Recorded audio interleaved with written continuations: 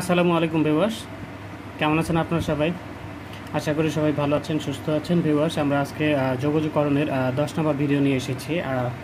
এই ভিডিওতে অনির্দিষ্ট যোগাযোগকরণ কিংবা নির্দিষ্ট যোগাযোগকরণের খুব গুরুত্বপূর্ণ একটি নিয়ম করাবো। এটি মূলত যোগাযোগকরণের গুণনের সূত্র। আমরা কি বলে ডিফারেন্সিয়েশনে কিন্তু ডিফারেন্সিয়েশনের গুণনের সূত্র করেছি এবং ভাগের সূত্র করেছিলাম। সেখানে গুণনের সূত্রের চাইতে ভাগের সূত্রটা একটু জটিল ছিল, ক্রিটিক্যাল ছিল। তো এইখানে আমরা আজকে প্রথম ইন্টিগ্রেশনের গুণনের সূত্র করব। এখন প্রশ্ন হলো, তাহলে আপনার সন্দেহ হতে পারে যে তাহলে ভাগের সূত্র। দেখুন, ইন্টিগ্রেশনে ভাগের কোনো সূত্র নেই, ভাগের কোনো সূত্র করতে হয় না। সুতরাং এখানে গুণের সূত্রটাই করতে হবে। এই গুণের সূত্রটা আসলে একটু বিভ্রান্তিকর, একটু কঠিনই মনে হয় আমার কাছে। তবে আমি যতটা সম্ভব আপনাদেরকে সহজ করে তুলে ধরার চেষ্টা করব আপনাদের কাছে, যাতে আপনি খুব ভালোভাবে বুঝতে পারেন এবং করতে পারেন। সবচেয়ে বড় বিষয় হলো সূত্রটা ব্যবহার করে অঙ্ক করতে পারেন। তো যাই হোক, আমরা অঙ্কে চলে যাব। তার আগে একটু অনুরোধ করব, সেটি হচ্ছে যে আপনি আমার চ্যানেলে যদি নতুন হয়ে থাকেন আর আমার চ্যানেলটি যদি সাবস্ক্রাইব করে না থাকেন, তাহলে অবশ্যই আমার চ্যানেলটি সাবস্ক্রাইব করে ফেলুন আর পাশে থাকা বেল আইকনটিও চেপে দেবেন। এতে করে কি হবে, আপনারা পরবর্তী গাণিতিক সমস্যার সমাধান বা পরবর্তী ভিডিওগুলো আপনি পেয়ে যাবেন। আর ভিউয়ার্স, আমার ভিডিওগুলো যদি আপনার ভালো লেগে থাকে তাহলে অবশ্যই লাইক করবেন, কমেন্ট করবেন। আপনি ভিডিওগুলো দেখে যদি খারাপ লাগে তবুও আমাকে কমেন্ট করে জানাবেন, আমি ভালো করার চেষ্টা করব। কোনো বিষয় যদি আপনার মনে হয় যে এটা সংযোজন করলে ভালো হতো, সেটা আপনি জানাবেন, আমি চেষ্টা করব সেটা সংযুক্ত করতে। আর বুঝতে পারলেও কমেন্ট করবেন, না বুঝতে পারলেও কমেন্ট করবেন, আর বেশি বেশি বন্ধুদের কাছে শেয়ার করবেন ভিউয়ার্স। যাই হোক, আমরা প্রথমে একটু সূত্রটা বুঝে নিব। এখানে দেখুন ভিউয়ার্স, এখানে দুটি ফাংশন থাকবে গুণন আকারে। একটিকে আমি ইউ ধরবো, একটিকে ভি ধরবো। এখানে মনে রাখবেন, আপনি কিন্তু ফাংশন এক্সচেঞ্জ করে নিতে পারবেন। পেছনের ফাংশনটা ইচ্ছে করলে সামনে নিতে পারেন, আবার সামনের ফাংশনটা পেছনে নিতে পারেন আপনার প্রয়োজন অনুযায়ী। এখন প্রয়োজন কীরকমভাবে পড়বে, কেমন প্রয়োজন হবে, সেটা আমরা অঙ্কে গিয়ে বুঝাবো। তার আগে আমরা প্রথম ফাংশনটাকে ইউ ধরে নিলাম, দ্বিতীয় ফাংশনটাকে ভি ধরে নিলাম। ভিউয়ার্স, ভালো করে খেয়াল করবেন, এখানে কাজ হচ্ছে প্রথম ফাংশনটাকে আপনি স্থির রাখবেন, তাহলে দ্বিতীয় ফাংশনটাকে আপনি ইন্টিগ্রেশন করবেন। নর্মালি একটি ফাংশনকে আপনি স্থির রাখবেন, যা আছে তাই রেখে অপর ফাংশনটাকে আপনি ইন্টিগ্রেশন করবেন, তারপর মাইনাস দেবেন, তারপর একটা ইন্টিগ্রেশন দিয়ে সেকেন্ড ব্র্যাকেট দিয়ে দেবেন। প্রথমবারে যে ফাংশনটাকে আপনি স্থির রেখেছিলেন সেই ফাংশনটাকে ডেরিভেটিভ করবেন এখানে, ডিএক্স ইউ বা ডিইউ ডিএক্স, যেটাই বলেন না কেন, অর্থাৎ এটা কিন্তু আপনি ডেরিভেটিভ করলেন ইনটু। এবার ওই যে প্রথমবারে যেই ফাংশনটাকে আপনি ইন্টিগ্রেশন করেছিলেন সেটাকে আবার করেন। এই যে এখানে সেকেন্ড ব্র্যাকেট শুরু করেছিলেন, সেকেন্ড ব্র্যাকেট ক্লোজ করেন।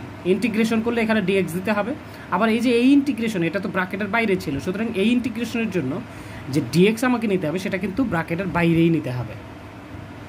এই বিষয়গুলো একটু ভালো করে খেয়াল করবেন, তাহলেই হয়ে যাবে।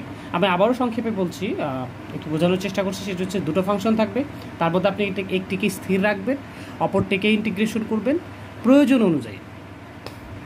এখানে পেছনেরটাকে আপনি ইউ ধরতে পারেন, সামনেরটাকে ভি ধরতে পারেন, কোনো সমস্যা নেই। প্রয়োজনটা আমি বুঝাই দেবো, কখন আপনি পেছনেরটাকে সামনে নিয়ে আসবেন, সামনেরটাকে পেছনে নেবেন। তো যাই হোক, মূল কথা হলো আপনি একটি ফাংশনকে স্থির রাখবেন, অপর ফাংশনকে ইন্টিগ্রেশন করবেন, তারপর মাইনাস নেবেন, তারপর আবার একটা ইন্টিগ্রেশন চিহ্ন নিয়ে সেকেন্ড ব্র্যাকেট দিয়ে দেবেন।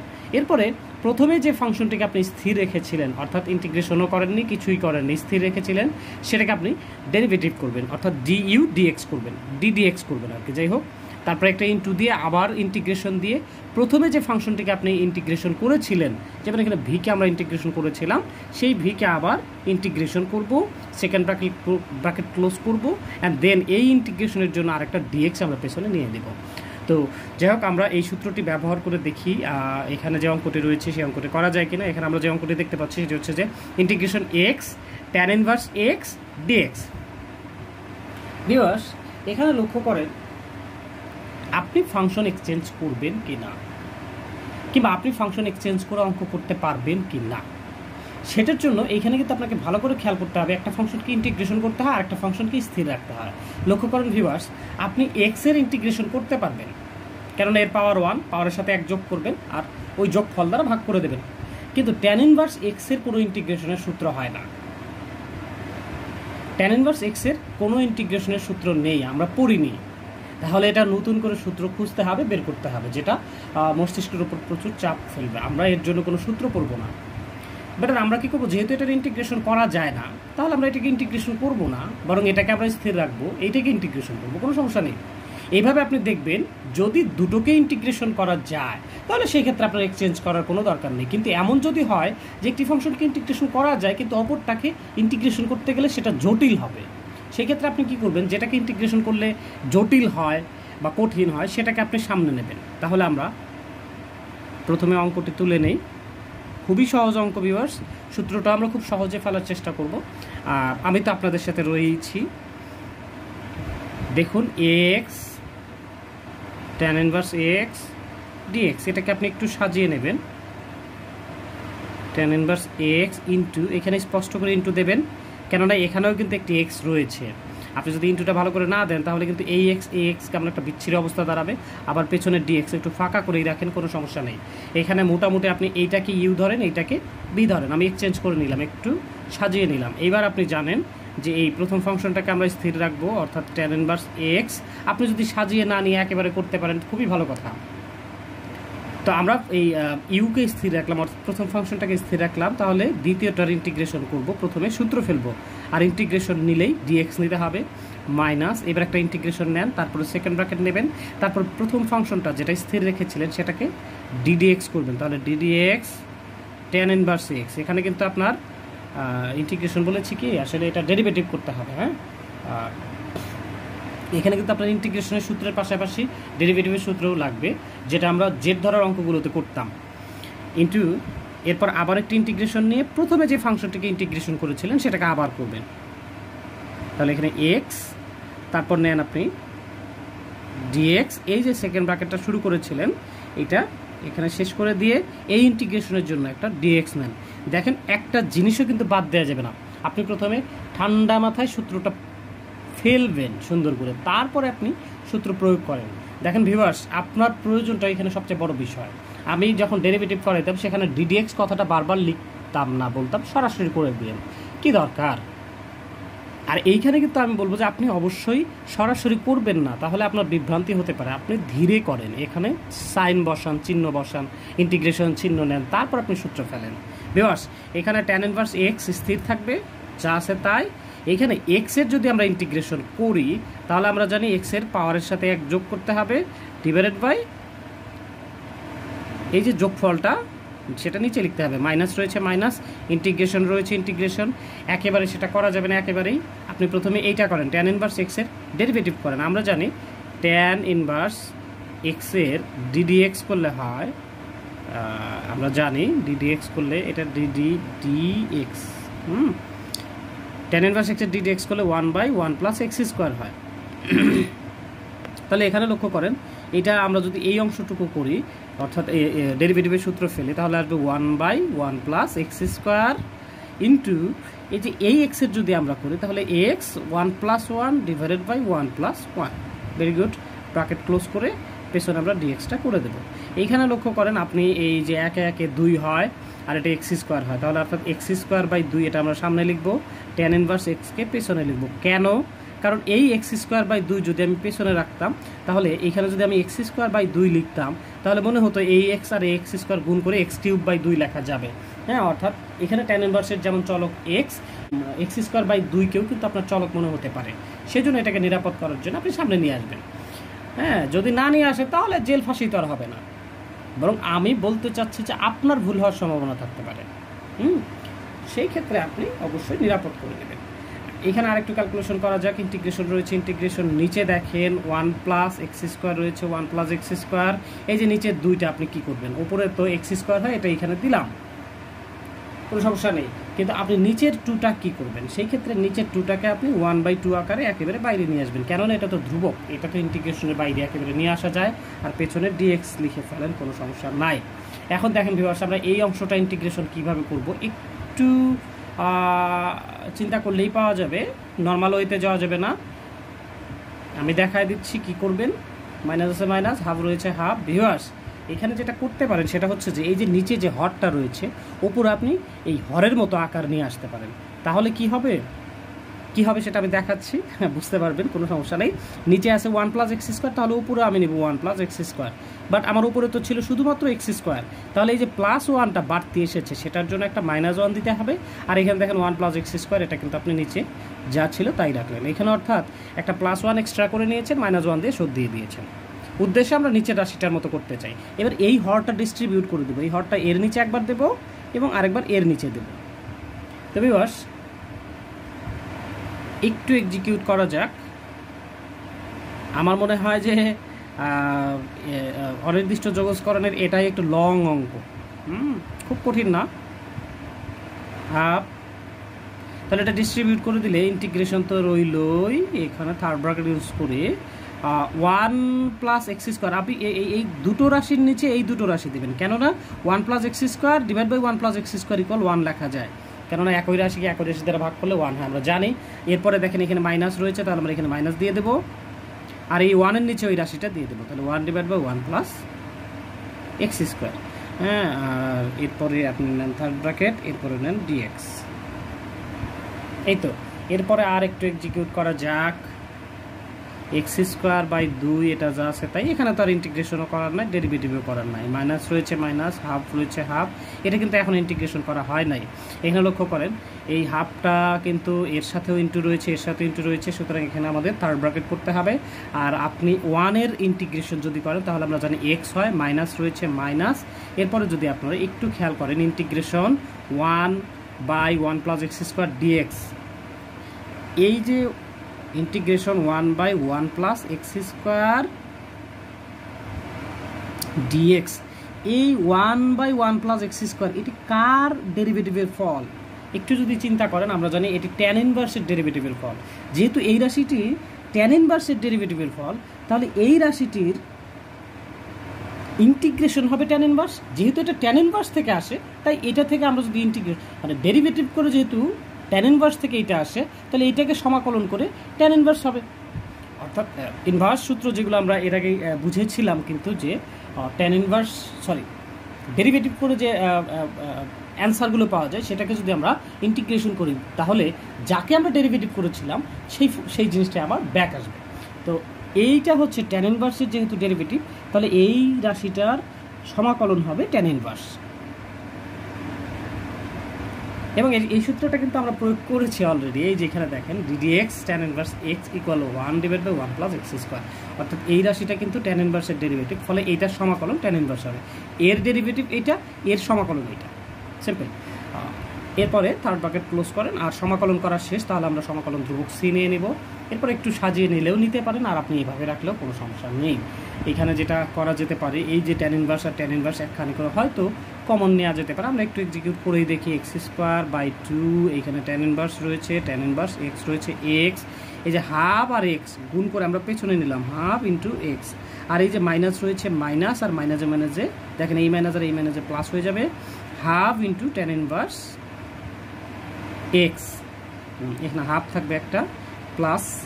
লক্ষ্য করেন সবগুলোতেই কিন্তু হাফ রয়েছে, একটা হাফ কমন নিয়ে নিতে পারি আমরা একবারে, তাহলে থাকে কত? এখানে থাকে x², এখান থেকে tan ইনভার্স x, এখানে আবার একটা থাকে tan ইনভার্স x, মাইনাস এখান থেকে x, আর c আমরা এখানে c ব্র্যাকেটের বাইরে রেখে দিব। ও সরি ভিউয়ার্স, হ্যাঁ এই তো একটু দেখা যাচ্ছে এখন। এখানে আপনি ভাবতে পারেন যে tan ইনভার্স x কমন নেওয়া যেতে পারে, তাহলে এই দুটোর মধ্যে থেকে কমন নিতে হবে। হ্যাঁ, হাফ tan ইনভার্স x কিন্তু নিলে এই দুটোর মধ্যে থেকে নিতে হবে, আপনি এটা থেকে নিতে পারবেন না, কারণ এখানে কোনো tan ইনভার্স x নেই। সেই জন্য আমি tan ইনভার্স x কমন নিইনি, এটাই আনসার রাখা যেতে পারে। বইয়ের সাথে সামান্য তারতম্য থাকতে পারে, তবে কোনো ভুল হবে না ইনশাল্লাহ। আপনি এটা অ্যান্সার দিলেই সব ফুল মার্কস পাবেন ইনশাল্লাহ। আপনি অঙ্কটা একটু ধরে ধরে বুঝে বুঝে করবেন। আর আমি বলেইছি যে আসলে এই যে ভিডিওতে আমরা অঙ্কগুলো নিয়ে এসেছি, এটা কিন্তু গুণের সূত্রের অঙ্ক। এখানে একটু অঙ্কগুলো এরকম হবে, সব অঙ্ক এরকম হবে না, হয়তো এরপরের অঙ্কগুলো আরও সহজ হবে। এটাও যে খুব কঠিন তাও না, আপনি যদি ধরে ধরে ধরে ধরে ধরে ধারাবাহিকভাবে করতে থাকেন তাহলে কিন্তু সব কিছু বুঝবেন। আপনি বুঝেন না এমন কিন্তু না। আমরা ইনশাআল্লাহ পরের অঙ্কে যাব। ভিউয়ার্স, এখানে যে অঙ্কটি আমরা দেখতে পাচ্ছি সেটা হচ্ছে x³ log x। ভিউয়ার্স, এখানেও দেখেন আপনি x³ কিন্তু ইচ্ছে করলে ডেরিভেটিভও করতে পারেন, আবার সমাকলনও করতে পারেন, কিন্তু log x এর ডেরিভেটিভ হয়, log x এর ডেরিভেটিভ পাবেন আপনি 1/x, কিন্তু লগ এক্সের ইন্টিগ্রেশনের কোনো সূত্র নেই, সুতরাং আমরা এটাকে কী করবো, ইউ ধরবো, এটাকে ভি ধরবো। আমি অঙ্কটা তুলছি না, একবার সরাসরি করছি, কেননা যথেষ্ট সময় গিয়েছে অলরেডি।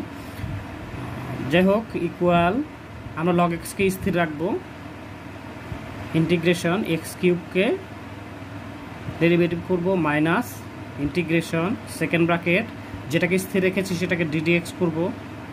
তাহলে লগ এক্সকে স্থির রেখেছিলাম, লগ এক্সকে ডিডি এক্স করলাম, আবার ইন্টিগ্রেশন ইন্টু এইবার এক্স কিউবকে পুনঃ ইন্টিগ্রেশন করতে হবে। তাহলে ইন্টিগ্রেশন নিলে ডিএক্স নিতে হবে, সেকেন্ড ব্র্যাকেট ক্লোজ, এই ইন্টিগ্রেশনের জন্য আবার ডিএক্স নেয়। এরপর আপনি নর্মালি করে ফেলেন। তাহলে এটা হচ্ছে লগ এক্স স্থির ছিল থাক, এক্স কিউবের করলে এক্স টু দি পাওয়ার 4, কেননা পাওয়ারের সাথে এক যোগ করতে হয়, ডিভাইড বাই 4 চলে আসবে, মাইনাস এখানে লক্ষ্য করেন ইন্টিগ্রেশন আছে, ইন্টিগ্রেশন লগ এক্স ডেরিভেটিভ করলে হবে 1/x, এখানে থার্ড ব্র্যাকেট ইউজ করে সবচেয়ে ভালো, আর এক্স কিউবের করলে হচ্ছে x to the power 4 divided by 4, পাওয়ারের সাথে এক যোগ ডিভাইড বাই যোগফল। এই জিনিসটাকে নিরাপদ করার জন্য আপনি একবার সামনে নিয়ে আসেন, x to the power 4 divide by 4 log x minus, এখানে কাটাকাটি করা যেতে পারে বা লঘিষ্ঠ আকারে প্রকাশ করা বলে এটাকে, এই 4টা ধ্রুবক বাইরে নিয়ে আসেন, তাহলে 1/4 ইন্টিগ্রেশন এক্স কিউব ডিএক্স। এরপর আরেকবার করেন x to the power 4 divide by 4 log x minus 1/4 ধ্রুবক, এক্স কিউবের করলে হয় x to the power 4 divided by 4, কেননা পাওয়ারের সাথে এক যোগ ডিভাইড বাই যোগফল, তা পাওয়ারের সাথে এক যোগ করলে হবে 4 ডিভাইড বাই 4।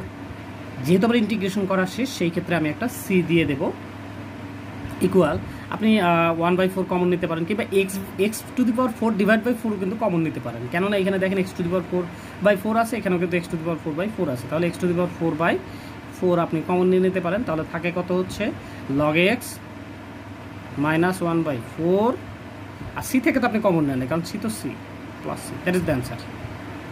এভাবে এই অঙ্কটি করে ফেলতে পারেন, খুবই সহজ এবং ছোট্ট একটা অঙ্ক, মনে হতে পারে অনেক কঠিন, আসলে অত কঠিন না। আমরা নেক্সট অঙ্কে যাব। ভিউয়ার্স, এই অঙ্কটি একটি এক্সেপশনাল একটি অঙ্ক, একেবারেই ভিন্ন মাত্রার এবং অত্যন্ত গুরুত্বপূর্ণ একটি অঙ্ক, সালে আসুক বা না আসুক, কেননা এখানে একটু এক্সেপশনাল কথাবার্তা আসবে। খুব কঠিন না, আহামরি কঠিন না, কিন্তু খুব মজার, আবার একটু কঠিন। এখানে যে জিনিসটা করতে হবে, যে এই যে ইন্টিগ্রেশনটা আমাকে করতে দিয়েছে, এই ইন্টিগ্রেশনটাকে আই ধরতে হবে। ভিউয়ার্স, আপনি বলতে পারেন যে আপনি এতদিন এত ইন্টিগ্রেশনের অঙ্ক করালেন, কোনোটাকে আই ধরেননি।